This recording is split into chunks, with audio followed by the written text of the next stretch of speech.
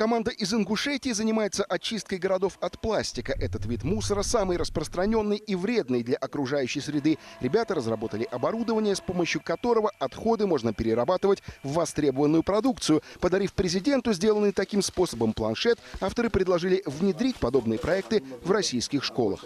Не хватает экологического часов, в котором они могли бы больше просвещаться, получать экологическую культуру, в котором они могли бы получать дополнительное образование о раздельном сборе мусора.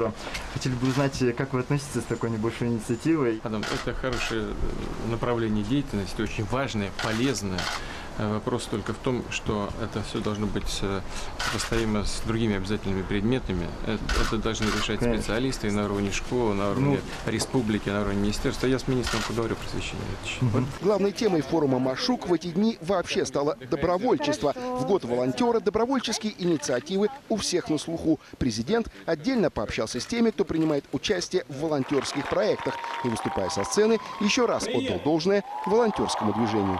Деятельность волонтера далека от получения прибыли. Все это связано с милосердием, это связано с добротой сердца, с позывами души. Человечество не знает более мощного мотора, чем человеческое сердце. И вот когда работа, деятельность таких людей, как вы, идет именно от сердца, она достигает максимального эффекта. Поэтому деятельность добровольцев, волонтеров, она, к сожалению, для государства чаще всего эффективнее, чем деятельность бюрократических структур.